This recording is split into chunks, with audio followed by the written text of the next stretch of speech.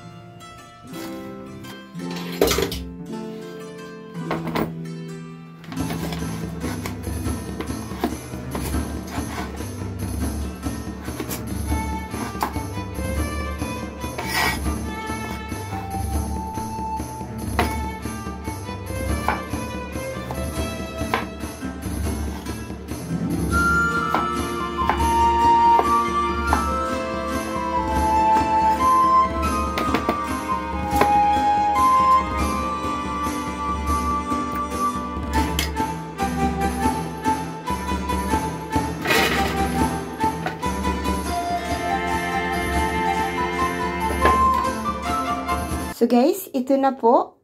Ipapakita ko na po sa inyo ang ating ihahalo sa ating tinola. Ito mayroon po tayong cut nga luya, ginger, garlics, onions, tomato, and lemongrass. Hindi po siya mawawala sa ating sangkap. At meron po tayo ditong malunggay. Kasi wala po akong dahon ng sili, kaya malunggay po, alternative po yung aking gagamitin. At syempre, may hiniwang manok na rin dito, a cut chicken, and a papaya. Yun po yung ating panghalo. So guys, umpisahan na po natin ang ating pagluluto. At ito muli, yung ating mga sangkap.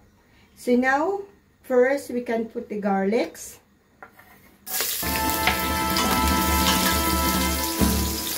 Ayan.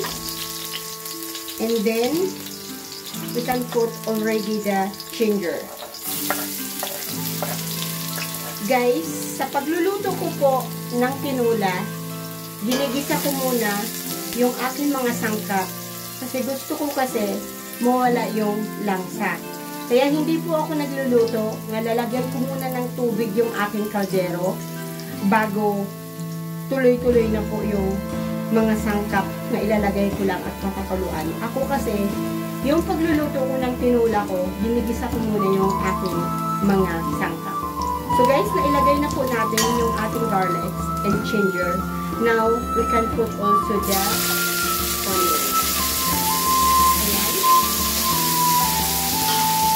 At syempre, lagay na rin natin yung ating kamatis. The tomato.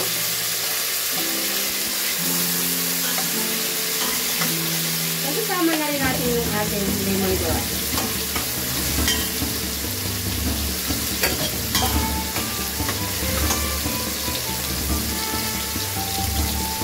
And now we can put the chicken.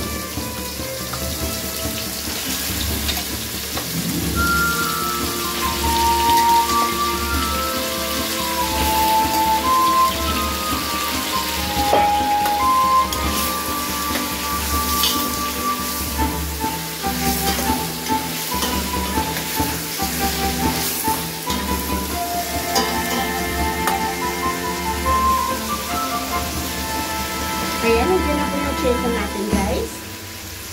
And we can put already salt. 1 spoon of salt, 1 spoon and a half. And we can put also already the black pepper.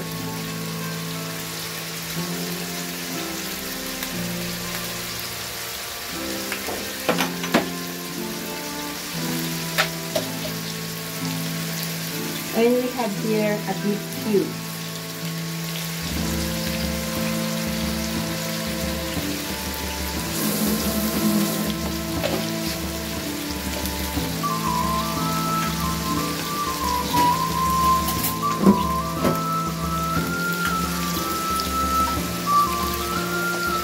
At para mas masarap po yung ating tinula, lalagyan ko po siya ng, pero optional lang to guys, kasi pag may mga bata, hindi po siya natin pwedeng lagyan nito. So, lalagyan ko po siya ng half of teaspoon chili powder para po mas malasa at mawala rin po yung langsa.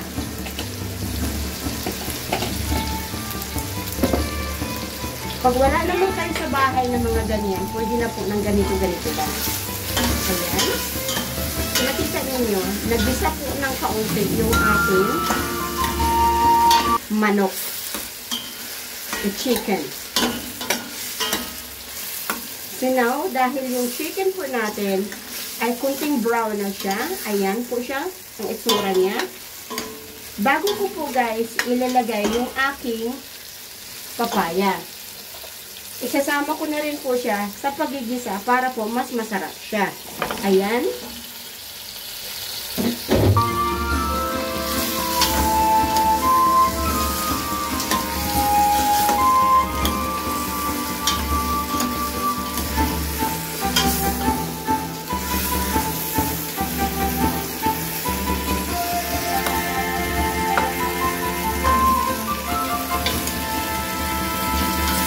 Parang siniginisa po siya.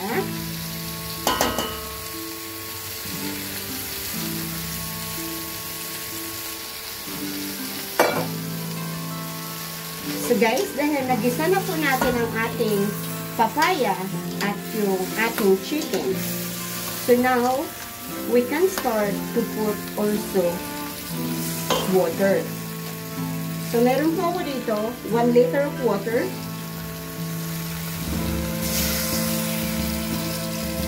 Ayan.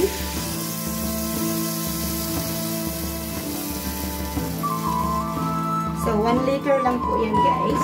Tama na po para naman po hindi tayo malunod ng sobrang tubig. So, ngayon, kung kulang mamaya yung tubig natin, saka ko po siya lalagyan ulit ng tubig. So, ayan na po guys, nakita ninyo. Yung kulay po niya, kakaiba. Ayan. At saka, mas malasa po ang ganitong way sa pagluluto ng tinula na ginigisa mo na yung sangkap ng kaunting oil at bago nilalagyan ng tubig kaysa diretso na po yung tubig. Anyway, sa probinsya naman, uso po yung pagluluto nga diretso na lang po yung nilagang tubig at nilalagay na lang po yung sangkap. Pero native nga manok po yun. Pero sa akin kasi, dahil po hindi naman native nga manok ang ginagamit ko sa pagluluto dito sa aking tinula. Kaya po, pinadaan ko siya ng pagigisa para po yung tubig na ini-inject sa manok before, mawawala po siya at mawawala po yung laksa. So, yan na po guys, ang ating tinula. Antayin na lang po natin siya na maluto yung manok bago po natin ilagay yung ating manok. Guys, malambot na po yung ating tinula. So, ngayon, lagay na po natin ang ating moringa. Malunggay, guys.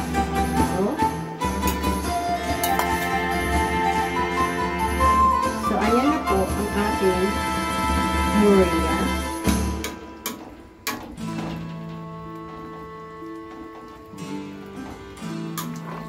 So, guys, ayan na po. Luto na po ang ating tinula. So, guys, iserve na lang natin para po sa ating tanghalian.